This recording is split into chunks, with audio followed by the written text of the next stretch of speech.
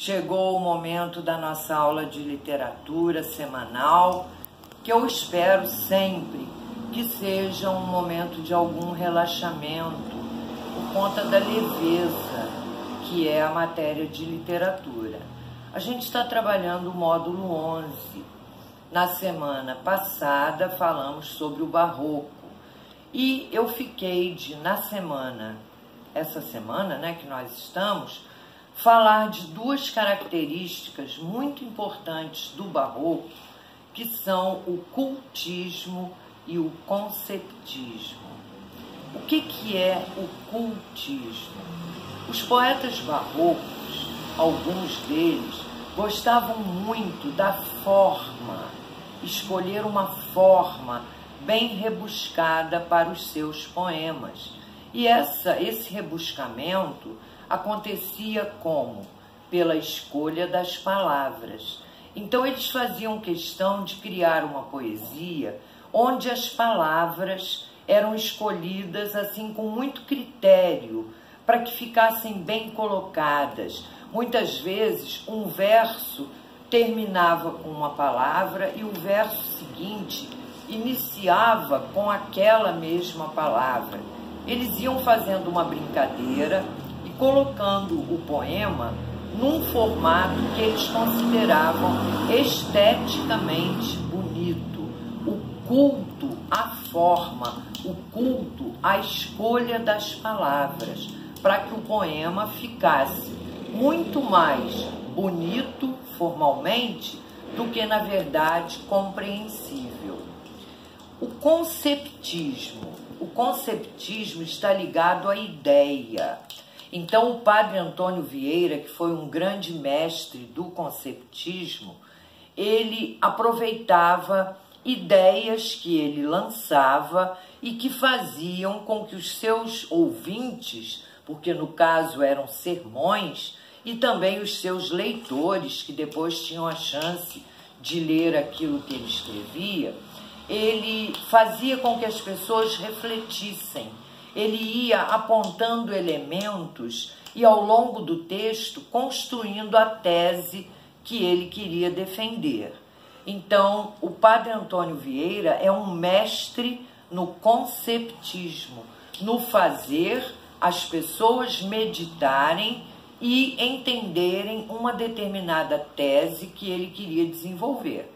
A gente tem que lembrar que os sermões eram didáticos, tinham principalmente fins didáticos. Então, na poesia, a gente encontra o cultismo, o culto à palavra, o culto à escolha de palavras bonitas, e no conceptismo, o passar uma tese, uma ideia, através de elementos que ele ia lançando ao longo do seu texto. Os dois principais autores barrocos foram o padre Antônio Vieira, que, como eu disse na aula passada, nasceu em Portugal, mas passou a maior parte da vida dele aqui no Brasil. E aqui no Brasil ele se envolveu em questões políticas e sociais, sempre tomando a defesa dos índios, tomando a defesa daqueles que ele considerava que eram vítimas de um governo cruel, vítimas de abusos em termos de impostos e de tudo que o governo propunha. Então ele sempre trabalhou muito engajado em causas políticas e sociais. Daí a sua grande importância. Até críticas à igreja o padre Vieira fazia nos seus sermões. Crítica à maneira como os padres se apresentavam e falavam para o povo, críticas a determinadas condutas que ele não concordava da Igreja Católica.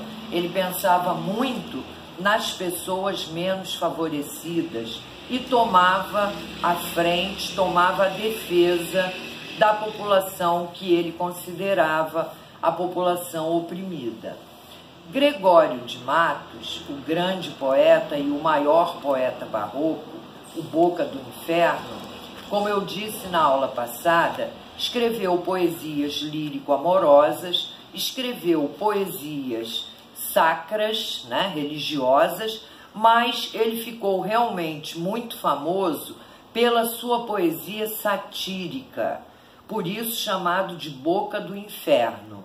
Na poesia dele, ele se utilizava dela para fazer denúncias, para fazer críticas e não poupava nome, função, classe social. O que ele via que deveria criticar, ele realmente criticava, e algumas pessoas temiam muito as palavras do Gregório de Matos, porque ele não tinha medo de dizer a verdade.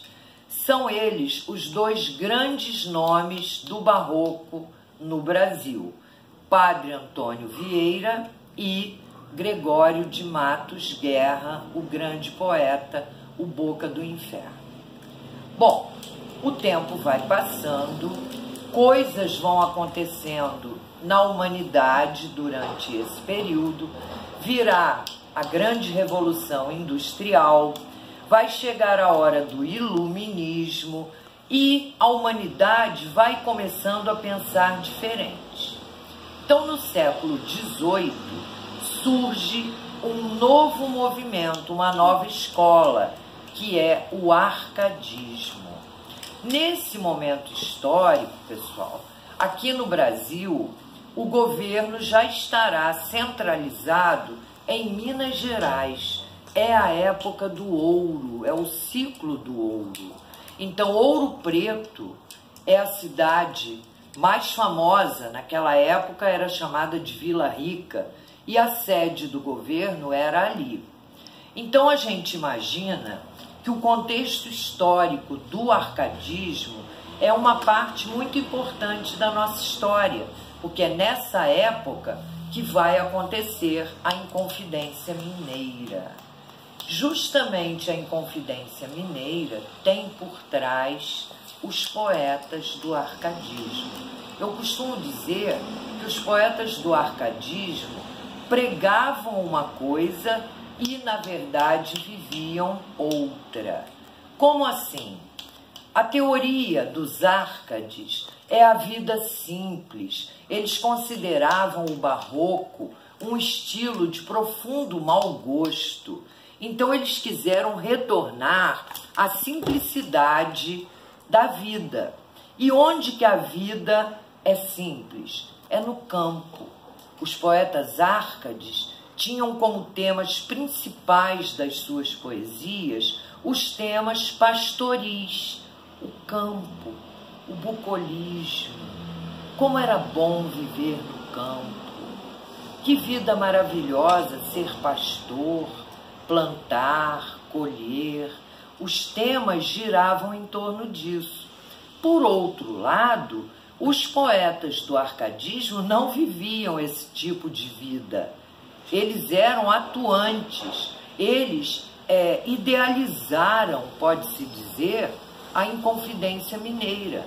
Então eram engajados, eram batalhadores, mas na sua poesia eles manifestavam uma coisa totalmente diferente. Achavam muito bonito também usar frases latinas, o carpe diem, o fugere urbem, que significa fugir da cidade. A melhor vida é a vida no campo, é a vida simples. E outras tantas frases latinas que na hora do hangout nós vamos marcar aqui na apostila e vamos conversar sobre elas.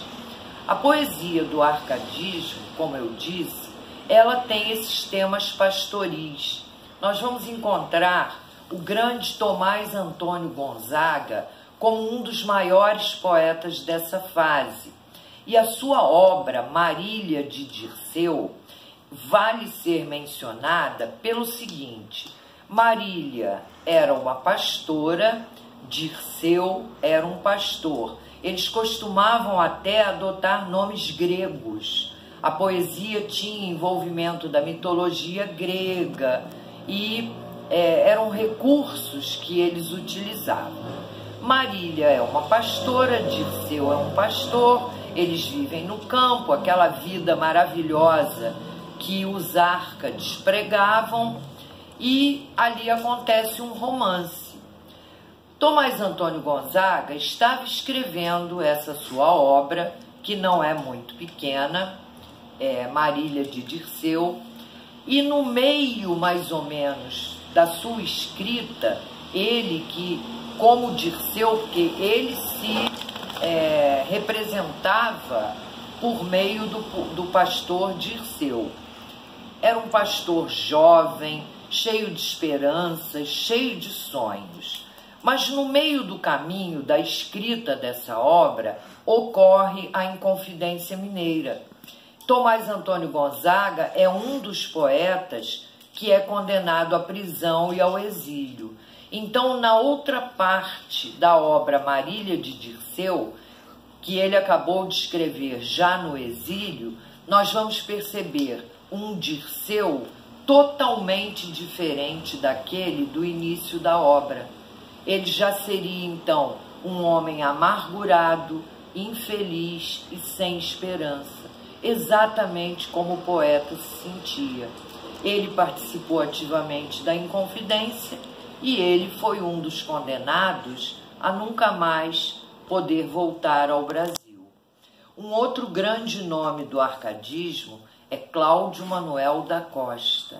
Cláudio Manuel da Costa também foi um inconfidente, que também foi condenado ao exílio e que na sua obra também não manifestava nada de revolta, de engajamento político. Era aquela poesia pastoril. Eu considero que a gente estudar um pouquinho os poetas do arcadismo é super importante. Eles fazem parte da história do Brasil. E quem tem a chance de visitar Ouro Preto, a antiga Vila Rica, vai poder ver lá em Ouro Preto o lugar onde esses poetas viveram, onde muitas vezes se reuniram e articularam o movimento da Inconfidência Mineira, que acabou não dando certo, né? Como a gente estuda em História do Brasil. Então, depois, quem tiver vontade, procure ler alguma coisa de Cláudio Manuel da Costa, alguma coisa de Tomás Antônio Gonzaga e, finalizando, uma obra muito importante. É um livro pequenininho, fininho, que se chama Cartas Chilenas. Por quê? Porque esses dois poetas, se utilizando de pseudônimos, como se eles fossem chilenos, eles trocavam uma correspondência, assim, às escondidas em Vila Rica, articulando a Inconfidência Mineira. Então é interessante, quem puder procurar esse conteúdo. Eles usavam pseudônimos, eles trocavam ideias muito importantes politicamente nessas cartas. Não há realmente uma prova de que tenham sido eles dois os autores, mas tudo indica que sim, Cláudio Manuel da Costa e Tomás Antônio Gonzaga se correspondendo. O título da obra é Cartas Chilenas. Também, quem tiver interesse, pode depois pesquisar. Lá na plataforma, pessoal, eu já deixei uma atividade para vocês fazerem. Ela não está inteira, eu parei num determinado número para não ficar muita coisa, porque vocês têm meia hora, né, para fazer, e eu não quero que depois, durante o dia, percam mais tempo fazendo uma atividade por ela ter sido muito longa. E na hora do hangout, a gente troca mais algumas ideias, eu posso fazer mais alguns comentários importantes e a gente faz as marcações aqui na apostila, ok? Até mais tarde, espero todo mundo pontualmente, como tem sido toda semana, né? Um beijo, pessoal!